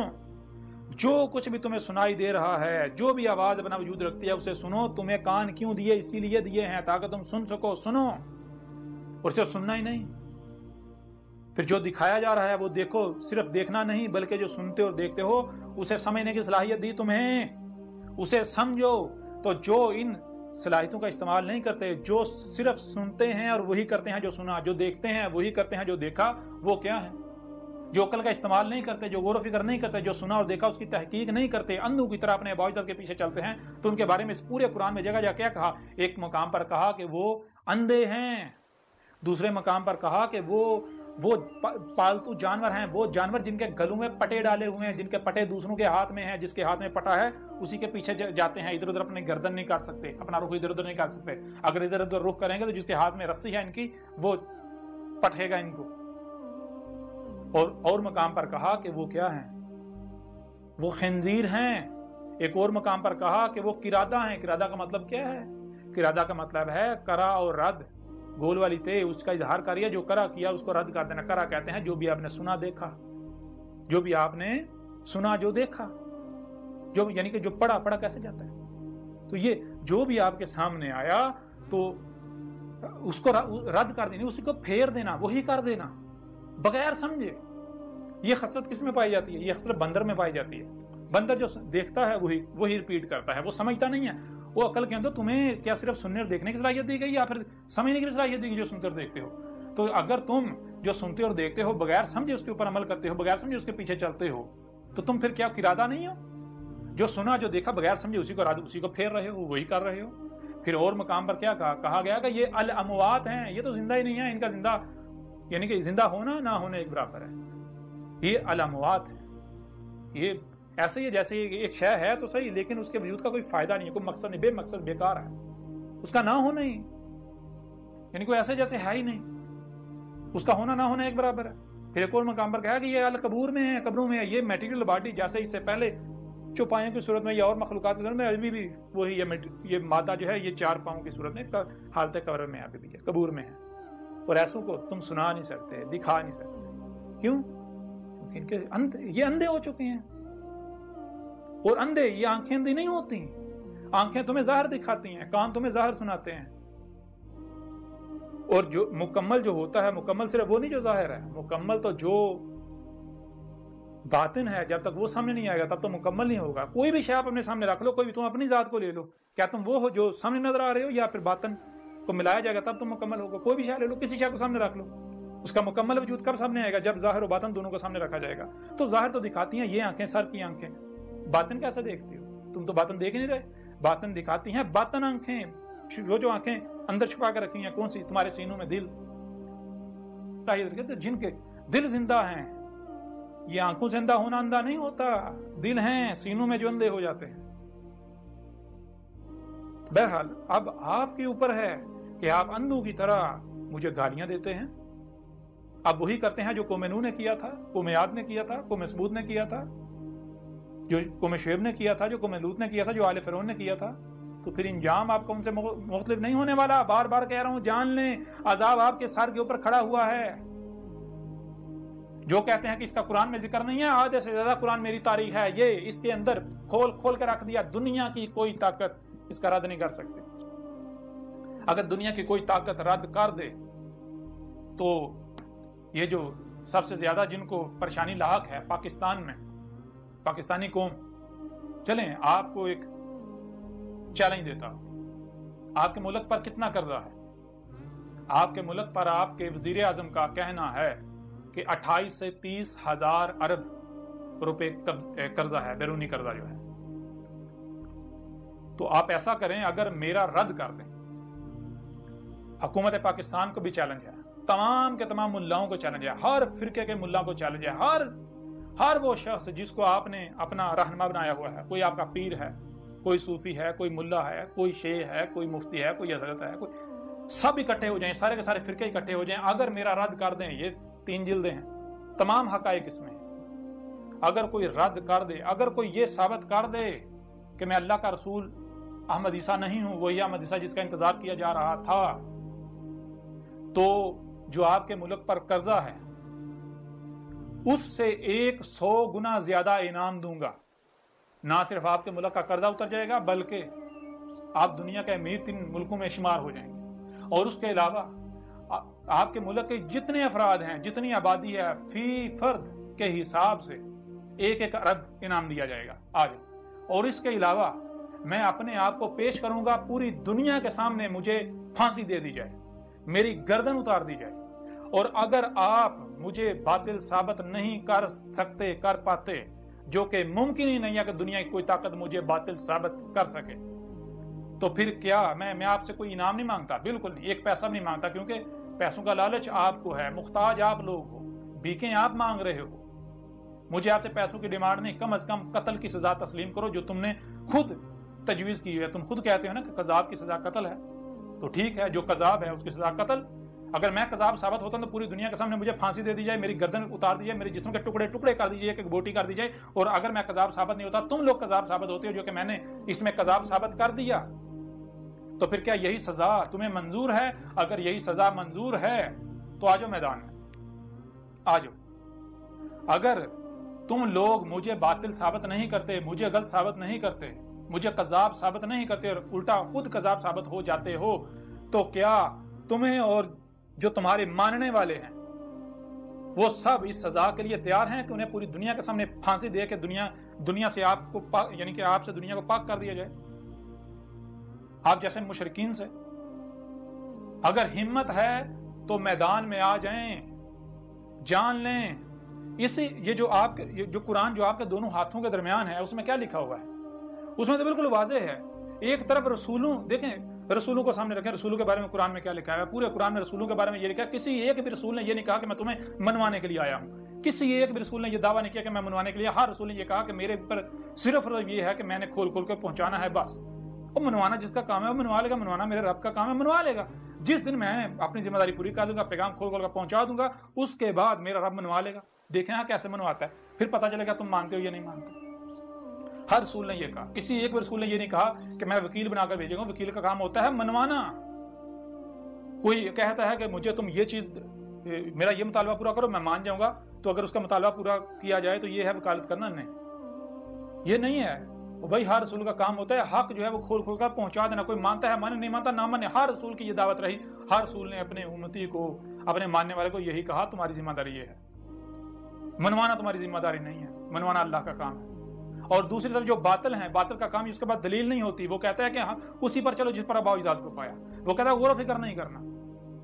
हक क्या है? इसी कुरान में अल्लाह कह रहा है। क्या कह रहा है अल्लाह? तो बार बार ये कह रहा है, अल्लाह कह रहा है कि जान लो हक जो है, हक बेहुदा किस्म की, बेढंगी किस्म की लाठियों का मुख्ताज नहीं होता कि ना उसकी ना सुनना, उसकी ना सुनना, उसके पीछे न जाना, तेरा तुम्हारा ईमान खराब हो जाएगा। ईमान ना हुआ, दूध हो गया जो थोड़ी देर गर्मी में पड़ा खराब हो जाएगा। है अजीब बात। ईमान को तुम्हें पता नहीं ईमान कहते किसे हैं? तुमने तो वो जो तुम तो उसी को हक कह रहे हो जो तुमने सुना, तहकीक तुमने की नहीं, गौर फिक्र तुमने की नहीं, किसी चीज का तुम्हें नहीं पता। तुम्हारा अल्लाह क्या कह रहा है? अल्लाह तो बार बार ये कह रहा है, अल्लाह कह रहा है हक की निशानी ये है कि हक जब भी सामने आता है, हक कहता है कि भाई अपने घोड़े दौड़ा लो। हक सबसे पहले हक की अलामत, हक की पहचान ये है, हक सबसे पहले आपको आजाद करता है, आपके हाथ खोलता है, आपकी टांगें खोलता है, आपके हाथ पांव खोल के आपको आजाद करता है, आपकी आंखें खोल के आजाद करता है, आपके कान खोल के आजाद करता है, दिमाग खोल के आजाद करता है, दिल खोल के जिंदा करके आजाद करता है। आजाद हो जाओ, तहकीक करो, अपने घोड़े दौड़ाओ, अपने जहां तक जा सकते हो जाओ, जो भी हक का दावेदार है सुनो उसकी। बिलाहर अगर तुम हक के तलबगार हो तो बिलाहर तुम्हें यहां आना पड़ेगा, तुम्हारे ऊपर वाज़ेह हो जाएगा कि ये हक है। और अगर कोई बातिल है तो बातिल की पहचान ये है कि बातिल सबसे पहले आपका रास्ता बंद करता है, आपके हाथ बांधता है, आपके पांव बांधता है, आपकी आंखें बंद करता है, आपके कान बंद करता है। और वो ये नहीं कहता कि मैं बातिल हूं, देखो अगर तुम उसकी बात सुनोगे तो तुम्हारे ऊपर बातिल वाज़ेह हो जाएगा, हक वाज़ेह। नहीं, वो ऐसा नहीं कहता। वो तरह तरह की मलामतों से डरा कर, तरह तरह के उसने मफरूजे गड़े हुए होते हैं ताकि उसको बातिल को पता है अगर लोगों ने इसकी बात सुन ली, बातिल तो हर लम्हे कांप रहा, उसकी टांगे बातिल की कांप रही होती हैं, बातिल को हर लम्हे खौफ होता है कि कहीं हक सामने ना आ जाए। इस वजह से वो लोगों की हाथ मुंह बांधता है, उनकी आंखें कान बंद करता है, ना उसकी ना सुनना, उसके पास उसकी तरफ ना जाना, उसके करीब ना जाना, उसकी ना सुनना। क्यों? उसको पता है, बातों को पता है अगर इसने उसकी बात सुन ली, अगर इन्होंने उसकी बात सुन ली, उसकी तरफ चले गए तो कहीं ऐसा ना हो कि मेरी जड़ें कट जाएं, मेरी बुनियादें कट जाएं। बातिल को हर लम्हे खौफनाक होता है, इस वजह से बातिल रोकता है, ना उसकी ना सुनना, उसके पीछे ना जाना, उसके पीछे ना जाना, उसकी ना सुनना, उसकी ना सुनना। यह है हक को बातिल की निशानी जो कुरान बताता है। अब अगर आप लोग हक पर हो तो अपने आप को कुरान से हक साबित करो। जो लोग आप कर रहे हो, क्या यही हर रसूल ने किया? क्या यही मोहम्मद ने किया था? क्या यही मोहम्मद तो इब्राहिम की मिल्लत को वाज़ेह करने आया था ना, तो क्या यही इब्राहिम ने किया था? यही मूसा ने किया था? यही ईसा ने किया था? यही इससे पहले जो है यानी कि पीछे जाएं शुएब ने किया था, लूत ने किया था, मजीद और पीछे चले जाएं, क्या यही जो है वो हिंदू जिसे राम कहते हैं, कुरान में उसे हूद कहा गया, राम हूद, क्या राम ने भी यही किया जिसे कुरान में हूद कहा गया? क्या कृष्णा हिंदू जिसे कृष्णा या कृष्ण कहते हैं, कुरान में उसे आद कहा गया, आद अल्लाह का रसूल, क्या आद ने यानी कृष्ण ने भी यह किया था? नहीं, बिल्कुल नहीं। कृष्णा ने क्या कहा था, राम जो कि यानी हूद, उसने क्या कहा था, वो भी सब खोल खोल कर वाज़ेह किया जाएगा। कुछ लोग सवाल कर रहे हैं जी आप जो है वो सारा आपने यानी कि इस्लाम को सारे के सारे ये जो रवायती इस्लाम चला आ रहा है, आपने इस सारे के सारे को गलत कह दिया, ये नमाजें हज रोज़े का ये सब का सब बातिल है, ये हक नहीं है, तो बाकी के मज़हब सारे हक पर, उनके अलावा बात नहीं की। इस वक्त आपसे मुखातब हैं तो आपके बारे में बात की जाएगी ना। अब परेशान नहीं हूं, उनसे भी मुखातब होंगे, हम उनसे भी खिताब करेंगे, उनसे ही बात करेंगे, कि तुम ये कृष्णा के नाम पर क्या कर रहे हो, तुम ये राम के नाम पर क्या कर रहे हो। और जो नबीन थे जिनको तुमने तरह तरह के नाम दिए हुए हैं, और उसके अलावा जो कज़ाब थे उनके बारे में जो तुमने जो कुछ अकायद रियात गाड़ रखे हुए हैं, उनके ऊपर उनसे जब बात करेंगे सब कुछ खोल खोल कर रख देंगे। उनको बताएंगे भाई ये होली क्या है, दिवाली क्या है, उनको बताएंगे ये जो तुम ये तो कहते हो गंगा मैया में स्नान करना ये क्या है, उनको बताएंगे राम क्या है, सीता क्या है, उनको बताएंगे रावण क्या है, سب کچھ کھول کھول کے رکھ دیں گے. دنیا کا کوئی ہندو بڑے سے بڑا پنڈت جو ہے اس کو کہیں گے جا اپنی کتابوں میں دیکھ, جو تمہاری وید ہیں ان میں دیکھ, جو پران ہیں ان میں دیکھو, مہابھارت میں دیکھو, مہابھارتا جو ہے, گیتا اٹھاؤ اس میں دیکھو. دنیا کی کوئی طاقت غلط ثابت نہیں کر سکے گی. کوئی ہندو بھی, عیسائیوں کو لے لیں, ان سے بھی بات کی جائے گی.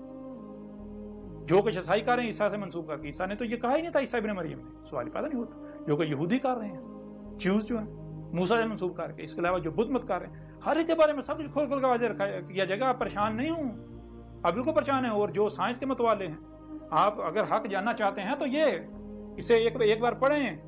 اگر آپ واقعتاً حق کے طلبگار ہیں تو یہ موقع دوبارہ نہیں آئے گا. اسے ایک بار پڑھیں, آپ کے اوپر سب حقائق کھل کر واضح ہو جائیں گے.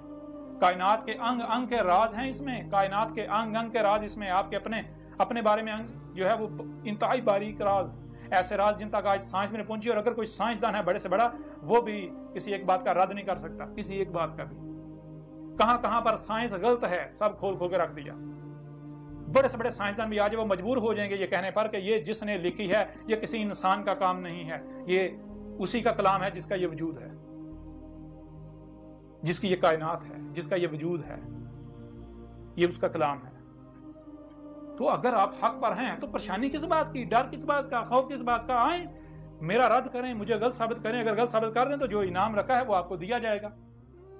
آپ کا جو ملک کا قرضہ ہے اس کا 1000 گنا آپ کو انعام آپ کی حکومت کو دیا جائے گا, ریاست کو. اگر پاکستانی ریاست مجھے غلط ثابت کر دے, مجھے باطل ثابت کر دے, مجھے قذاب ثابت کر دے, تمام ملاؤں جن کو اکٹھا کرنا سب کو اکٹھا کر لے, اگر مجھے قذاب میری الکتاب رد کر دے تو پاکستانی ریاست کے اوپر جتنا قرضہ ہے اس کا 1 کروڑ گنا انعام دیا جائے گا پاکستانی ریاست کو. اور جو عوام ہے فی کس 1 ارب روپیہ دیا جائے گا آج میدان میں. اگر کوئی بھی مجھے قذاب ثابت کر دے, افواہوں سے نہیں, منہ سے نہیں, یہ جو منہ سے پھونک نکالتے ہیں اس کا کوئی فائدہ نہیں. دلائل سے میں منوانے نہیں آیا, مانو گے, ہر کوئی مانے گا. لیکن اسی طرح جیسے فرعون مانا تھا, آل فرعون مانے تھے, جیسے قوم نوح مانی تھی, قوم عاد مانی تھی, قوم سمود مانی تھی, قوم شعیب مانی تھی. تمہاری ساری تاریخ تو اسی قرآن میں موجود ہے. جو کچھ تم کر رہے ہو سب کچھ ہر چیز سامنے آ جائے گی. تو اگر کوئی بھی ملا کسی فرقے کا مجھے قذاب ثابت کر دے, اس کتاب کا رد کر دے, مجھے قذاب ثابت کر دے, وہ ثابت کر دے کہ میں اللہ کا رسول احمد عیسیٰ نہیں ہوں جس کا انتظار کیا جا رہا تھا, جس کا قرآن میں کہا گیا, جس کی بشارت محمد نے دی تھی, تو پھر جو انعام حکومت پاکستان, ریاست پاکستان کو دیا جائے گا, وہی انعام اس ملا کو اور جو اس کے فالورز ہیں ان کو فیکا سے کرب دیا جائے گا. تو اگر کسی میں ہمت ہے تو وہ میدان میں آئے. گالیاں اگر آپ دیتے ہیں تو جان لیں, نہ تو آپ میرا کچھ بگاڑ سکتے ہیں, نہ ہی آپ کا کچھ فائدہ ہونے والا ہے. ہر لحاظ سے آپ کا اپنا نقصان ہے. جو میرے ساتھ دشمنی کرے گا وہ نہیں بچے گا. یہ کوئی دھمکی نہیں دی جا رہی, یہ حقیقت ہے. یہ کھول کھول کر متنبہ کیا جا رہا ہے. عقل کے اندو, اگر تم لوگ حق پر ہو, اپنے ملاؤں کو سامنے لاؤ, انہیں کہو بھائی اسے باطل غلط ثابت کرو اسے غلط. آ جاؤ میدان میں. اگر نہیں تو پھر یہ چھوڑ دو, مارے جاؤ گے. یہ میں نہیں کہہ رہا, یہ تمہارا رب کہہ رہا ہے. یہ تمہارے ساتھ کوئی انسان کلام نہیں کر رہا, یہ تمہارا رب اللہ کلام کر رہا ہے, جسے ہندو ایشور کہتے ہیں. یہ فطرت ہوا, یہ جو وجود ہے, میں اس کی زبان ہوں. جیسے تمہارے وجود میں یہ زبان ہوتی ہے, میں اللہ, یہ جو فطرت ہے, نیچر, یہ وجود, میں اس کی زبان ہوں. او عقل کے اندو, میرے ساتھ دشمنی, اس کا مطلب کیا ہے؟ تم اس وجود کے ساتھ دشمنی, جو ہر طرف وہی نظر آ رہا ہے, اس کے ساتھ دشمنی کر رہے ہو. اس کے ساتھ دشمنی کر کے کہاں جاؤ گے, کدھر بھاگو گے؟ تم جو منصوبہ بندیاں کرو گے وہ تمہاری منصوبہ بندیاں نہیں ہیں. اگر تم میرے خلاف کوئی منصوبہ بندیاں کرتے ہو تو اللہ کی قسم وہ میرے خلاف, وہ تمہاری منصوبہ بندیاں نہیں ہیں. تم میرے رب اللہ کی منصوبہ بندیاں کا شکار ہو, اور تم اللہ کی منصوبہ بندی کا شکار ہو چکے ہو. مارے جاؤ گے, نہیں بچو گے. جب انجام تمہارے سامنے آئے گا پھر فرعون کی طرح پچھتاؤ گے. اس وقت پچھتاوے کا کوئی فائدہ نہیں ہوگا. اگر حق پر ہو تو آؤ, اپنے آپ کو حق پر ثابت کرو. آج تک تمہارا پالا قذابوں سے پڑتا رہا, اس وجہ سے تمہارے جو ہیں وہ تم بہت پھولے نہیں سما رہے. آج یہ کذاب نہیں ہے، یہ کذاب نہیں ہے، یہ اللہ کا رسول ہے. یہ اللہ تم سے کلام کر رہا ہے اس بشر کے ذریعے. یہ اللہ کی زبان ہے. اگر تم حق پر ہو تو آؤ رد کرو، مجھے کذاب ثابت کرو. گالیاں دینے سے میرا کچھ نہیں بگڑے گا. میں نے کیا کرنا ہے؟ مجھے کوئی گالی دیتا ہے، میرے خلاف کچھ بھی کرتا ہے، میں نے صبر کرنا ہے. میری نسخی للہ، میرا جو نسخ ہے وہ اللہ کے لیے. نسخ کسے کہتے ہیں بھائی؟ نسخ کہتے ہیں کہ اگر آپ کوئی کام کسی کے لیے کر رہے ہیں تو پھر اگر کوئی آپ سے دشمنی کرتا ہے تو اس کی وجہ سے کر رہا ہے نا، اس کے کام کی وجہ سے، تو بدلہ تو اسے لینا چاہیے، غصہ تو اسے آنا چاہیے. تو میں تو اللہ کا کام کر رہا ہوں. اگر تم میرے ساتھ دشمنی کر رہے ہو، دشمنی تو اللہ کے ساتھ کر رہے ہو. مجھے تو میرے رب نے یہ کہا کہ تو کھول کر پہنچا دے، بس تجھے غصہ نہیں کرنا، تجھے پریشان نہیں ہونا، تجھے ٹینشن نہیں لینی. یہ جو کرتے ہیں ان کو کرنے دے. میں کوئی اندھا نہیں ہوں، میں کوئی ان کا اللہ وہ جو آسمانوں پر چڑھ کے بیٹھا ہے وہ نہیں ہوں، وہ جن کے جو ہے وہ بے بنیاد عقائد و نظریات ہیں اللہ کے نام پر. اگر تمہارا وہ اللہ سچا ہے تو ٹھیک ہے، اسے بھی اتار دو، لے آؤ اسے، آج ایک کرنے مقابلہ. اس کے بارے میں بھی جو تم نے اللہ گاڑ رکھا ہے، وہ جو یہودیوں کا اللہ ہے، مجھے کہتے ہو یہ یہودی ہے، مجھے کہتے ہو یہ ہندو ہے، مجھے کہتے ہو یہ عیسائی ہے. عیسائی تم ہو، یہودی تم ہو، ہندو تم ہو، سارے سگے بھائی ہو. فرق یہ ہے بچھڑے ہوئے ہو آپس میں اختلافات کی وجہ سے. تمہارا بھی اللہ اوپر چڑھ کے بیٹھا ہوا ہے، یہودیوں کا بھی، عیسائیوں کا بھی. تو تم میرے میں فرق کیا ہے؟ آگے چل کے سب کچھ واضح کریں گے کہ جتنے بھی مذاہب ہیں، یہ جو آج کا جو اسلام ہے آج کا، یہود کو مسلمان کا، یہ سارے مذاہب کے ماننے والے سگے بھائی ہیں، محض بچھڑے ہوئے ہیں. اختلافات ہیں، اختلافات صرف رنگ نسل کی بنیاد پر ہیں، اور کوئی اختلافات نہیں ہے. عقائد و نظریات سب ایک ہیں، سب سیم ہیں، کوئی فرق نہیں ہے. بہرحال اس سے زیادہ مجھے نہیں لگتا کہ اس نشست میں آپ سے بات کرنے کی ضرورت ہے. باقی اگلی نشستیں جو ہیں ان میں مزید ہر لحاظ سے آپ کے اوپر واضح کریں گے. میرے بارے میں قرآن میں جی کہاں لکھا ہے، اس کے لیے آپ کو بار بار کہا جا رہا ہے بھائی ایک نہیں، دو نہیں، تین نہیں، درجنوں مقامات، سینکڑوں مقامات پر میرا ذکر ہے. آدھے سے زیادہ قرآن میری تاریخ ہے، اس میں ساری ڈیٹیلز موجود ہیں، کھول کے رکھ دیا گیا. اگر آپ لوگ کہتے ہو کہ میں باطل ہوں تو میرا رد کرو. یہ کیا ہے؟ زبان سے مجھے گالیاں دیتے ہیں، میرے خلاف الزامات لگاتے ہیں، ملامتیں کرتے ہیں، تہمتیں لگاتے ہیں، اور کہتے ہیں جی رد کر دیا. عجیب رد ہے. وہ کل کے اندر جو تم میرے خلاف باتیں کرتے تم الٹا خود پھنس جاتے ہو. یہ تو باطل کی نشانی ہے، یہ تو منافقوں کی نشانی ہے. مومن ایسا تھوڑی کرتا ہے. وہ مومن تو اللہ کا وجود ہے. اللہ کا اسم المومن، مومن تو اللہ کا وجود ہے. مومن کا تو ہر کام اللہ کا کام. اگر آپ کہتے ہو ہم مومن ہیں اور گالیاں دیتے ہو، بکواس کرتے ہو، اس کا مطلب ہے اللہ گالیاں دیتا ہے، اللہ بکواس کرتا ہے، اللہ اس طرح کی حرکتیں کرتا ہے. تو اپنے اعمال تو دیکھو. پھر تم کہتے ہو کہ ہمارا رسول محمد ہے، تو اللہ اس قرآن میں کیا کہہ رہا ہے؟ اللہ تو قرآن میں کہہ رہا ہے کہ رسول میں تمہارے لیے اسوۃ حسنہ ہے. تم کو کیا کرنا ہے؟ تم کو رسول میں، جو تمہارا رسول ہے اس میں اسوۃ حسنہ اخذ کرنا ہے. اسوۃ حسنہ کا مطلب کیا ہے بھائی؟ جسے تم رسول کہہ رہے ہو، جو اللہ کا رسول ہے، اس نے کیا کیا، کیسے کیا. یعنی وہ پیدا ہوا تمہاری طرح، اس کے بعد وہ پلا بڑا تمہاری طرح، وہ اس کے بعد حق اس نے پہچانا. کیسے پہچانا؟ جیسے اس نے پہچانا اسی طرح تم نے پہچانا ہے. جیسے اس نے ہدایت پائی اس طرح، جیسے جو اس نے کیا ویسے وہی تم نے کرنا. جیسے ہر عمل اس طرح کرنا جیسے اس نے کیا. اگر کسی کے ساتھ بات ہوئی تو جیسے اس نے کی ویسے تم نے کرنا ہے. اگر آپ یہ کہتے ہو کہ محمد ہمارا رسول ہے اور پھر آپ کا کردار دیکھا جائے تو اس کا مطلب تو پھر یہ ہوا کہ اگر تم لوگ گالیاں دے رہے ہو تو تم تو کہہ رہے ہو محمد ہمارا رسول ہے، تو تمہارے لیے محمد بھی واسطہ، تو اس کا مطلب محمد نے بھی گالیاں دی تھیں. محمد بھی اس طرح گالیاں دیتا تھا کہ محمد نے بھی یہ سب کیا؟ نہیں، نہ تو محمد ایسا تھا، نہ محمد نے ایسا کیا. تم لوگ الٹا محمد کو پوری دنیا میں بدنام کر رہے ہو. سب سے بڑے دشمن محمد کے تم لوگ ہو، جو اپنے کردار سے ہر لمحے محمد کی جو ہے وہ گستاخی کرتے ہو، محمد کے ساتھ دشمنی کرتے ہو اور دوسروں کے پیچھے پڑے ہوئے. اپنے کردار کو تو دیکھو. ایک اس خاتون کو لے لیں، وہ خاتون جو ہے جس کے اوپر تم نے وبال کھڑا ہوا ہے جی اس کو قتل کرو. بڑے بڑے ملاٹے، بڑے بڑے ملا، مذہب کے ٹھیکیدار، وہ بھی نعرے لگا رہے ہیں قتل کرو، پھانسی دو. بڑے تم اتنے بڑے فنے، ہاں اتنے تم اہل حق، ایک عورت سے گھبرائے ہوئے ہو. ایک عورت کو قتل کرنا، کیا تمہاری عقل مات ماری گئی تمہاری؟ اتنے بڑے تم اہل حق. کہاں گئی تمہاری مردانگی؟ ایک عورت جو ہے اور عورت نے کیا کیا؟ اب جب جیسے تم کہہ رہے ہو کہ بھائی جو جس پر ہم نے اپنے واحدات کو پایا، جو نسل در نسل چلا ہے وہی حق ہے، ہم اس سے ہٹنے کو تیار نہیں ہیں، تو کیا عیسائیوں کا پھر اس بنیاد پر حق نہیں ہے؟ انہیں بھی حق حاصل ہے، جیسے تم کر رہے ہو وہ بھی اسی طرح کر رہے ہیں۔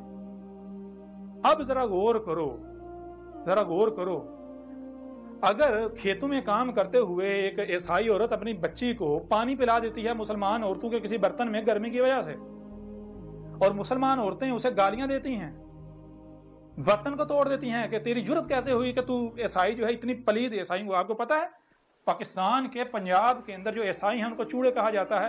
عیسائی جو ہے اس کو برتنوں کے قریب کسی نے گزرنے دیا جاتا۔ عیسائی اگر کسی برتن کو ہاتھ لگا دے وہ برتن کو مسلمان استعمال نہیں کرتے۔ جائیں پنجاب کے اندر سے جا کے پوچھیں، جائیں پنجاب کے جتنا بھی جو ہے وہ دیہاتی ایریا وہاں سے جا کے سوال کریں، پوچھیں عیسائیوں کو تو محلے کے اندر نہیں رہنے دیا جاتا، عیسائیوں کو تو گاؤں سے باہر جو ہے وہ رہنے کی بھی اجازت نہیں دی جاتی، عیسائیوں کو تو چوڑے کہا جاتا ہے، اور عیسائیوں کو اپنے برتنوں کے قریب نہیں سے گزرنے نہیں دیا جاتا۔ اگر عیسائی کسی برتن کو ہاتھ لگا دے تو وہ برتن پھینک دیا جاتا ہے، اس کو برتن کو 100 بار دھوتے ہیں، اس کے اوپر کلمے پڑھ کے اسے پاک کرتے ہیں۔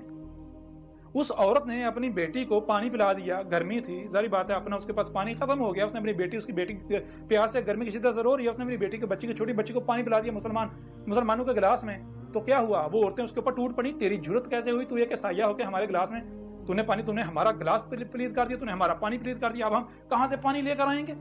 ہم تیرے لیے لے کر آئے تھے، اتنی گرمی میں ہم پانی لے کر آئے تھے، ہم تو یہاں فالسا اکٹھا کرنے آئے تھے، ہم نے تو پانی لے کر سارا دن ہم نے اس پر گزارا کرنا، تو نے ہمارا پانی پلید کر دیا، تو نے ہمارا برتن پلید کر دیا، ہمارا ایک تو پانی ضائع کر دیا، پانی پلید کر دیا، دوسرا ہمارے برتن پلید کر دیے، تیسرا ہم گرمی سے یہاں مریں گے تیری وجہ سے، ہم اگر یہاں کام چھوڑ کر جاتے ہیں ہماری جو ہے وہ دہاڑی جو ہے وہ ضائع ہو جائے گی، تیری جرت کیسے ہوئی؟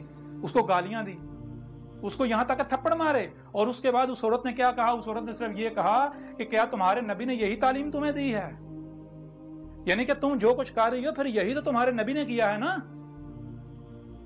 تو سچی تھی وہ، اگر یہ کردار اگر خود کو مسلمان کہلوانے کو یہ کردار ہے، ان کا یہ کردار ہے، تو پھر یہ کردار کس نے سکھایا ہے؟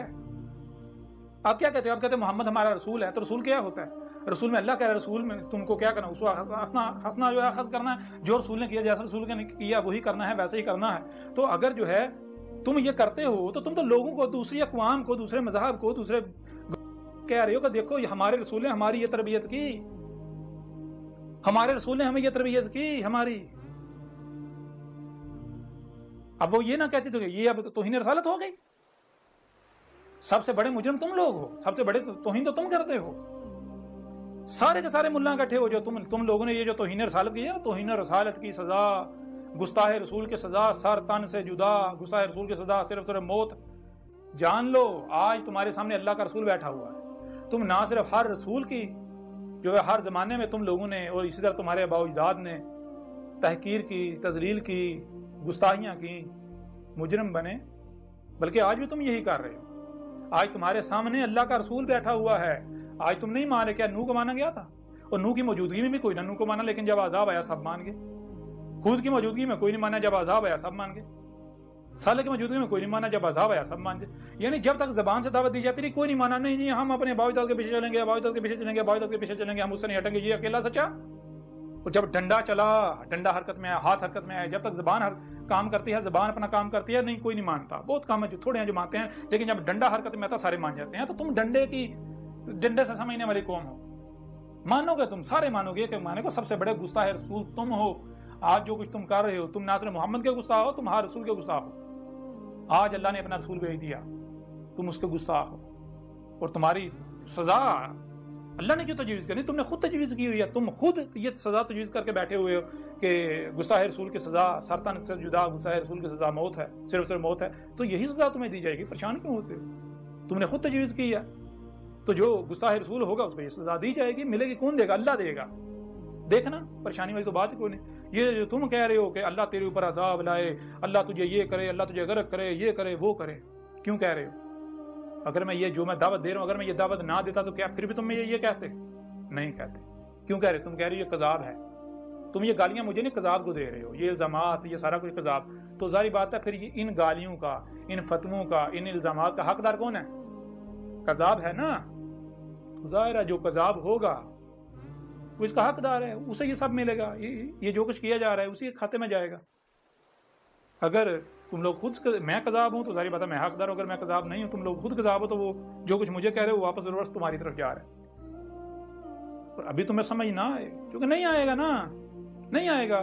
ساری تاریخ تو پہلے قرآن میں لکھی ہوئی ہے، اور ساری جو کچھ آج تم کر رہے ہو عقل کے اندر، تمہیں تو یہ حیران ہونا چاہیے اگر تم یہ کتاب پڑھو۔ جب تک تم کتاب پڑھتے ہو تمہیں پتہ چل جائے گا کہ جو کچھ تم نے کیا، جو کچھ تم کر رہے ہو، ابھی کر رہے ہو، یہ پہلے سے اس میں، یہ جو کتاب ہے اہل کتاب، اس میں لکھ دیا گیا پوری تفصیل کے ساتھ۔ آج جو تم کر رہے ہو میرے ساتھ، اس میں سارا لکھا ہوا ہے۔ جب میں سامنے آؤں گا کیا ہوگا، یہ ہوگا، یہ ہوگا، ایسے ایسے ایسے، آگے جو ہونا ہے وہ بھی لکھا ہوا ہے۔ نہ ہوا تو پھر کہنا یہ کذاب ہے۔ آجو میدان میں۔ بہرحال مزید اب اگلی نشست میں بات کریں گے، اب تک کے لیے اتنا ہی کافی ہے۔ اگر آپ حق کے طلبگار ہیں تو ٹھنڈے دماغ سے سوچئے۔ اگر آپ میری بات سنیں گے، اگر اس دعوت کو سنیں گے، سمجھیں گے، تو میرا کوئی فائدہ نہیں ہے، میرا کوئی نقصان نہیں، میں نے آپ سے کوئی اجرت نہیں طلب کی، میں آپ سے کوئی چندے نہیں مانگ رہا۔ مانیں گے آپ کا اپنا فائدہ ہے، نہیں مانیں گے آپ کا اپنا نقصان ہے، مجھے کوئی فائدہ نہیں ہے، میرا نہ کوئی فائدہ ہے، میرا نہ کوئی نقصان ہے۔ اگر میرے ساتھ دشمنی کریں گے تو مجھے الٹا فائدہ ہے، میرے ساتھ جو دشمنی کرے گا میرے ساتھ تو مجھے الٹا فائدہ ہے، میرے درجات بلند ہوں گے، مجھے اور کیا چاہیے۔ میں تو اس میں بھی لکھا ہوا ہے اس میں کہ اگر میرے ساتھ دشمنی کی جاتی ہے، میں تو چاہتا ہوں میرے ساتھ دشمنی کی جائے۔ کیوں میرے ساتھ دشمنی کی جاتی ہے؟ جتنی دشمنی کی جائے گی میں اتنے درجات بلند ہوں گے، میں اتنا رفع ہوں گا، اوپر سے اوپر۔ کرو، کھل کے کرو، عیاشی کرو، لیکن گالیاں دے سکتے ہو، الزامات لگا سکتے ہو، کتوں کی طرح بھونک سکتے ہو، اہل حق ثابت نہیں ہو سکتے، دلائل سے غلط ثابت نہیں کر سکتے، کوئی دنیا کی طاقت مجھے جو ہے وہ کذاب ثابت نہیں کر سکتی، میرا رد نہیں کر سکتی۔ اگر کسی میں ہمت ہے تو میدان کھلا ہے، سامنے آ جائے۔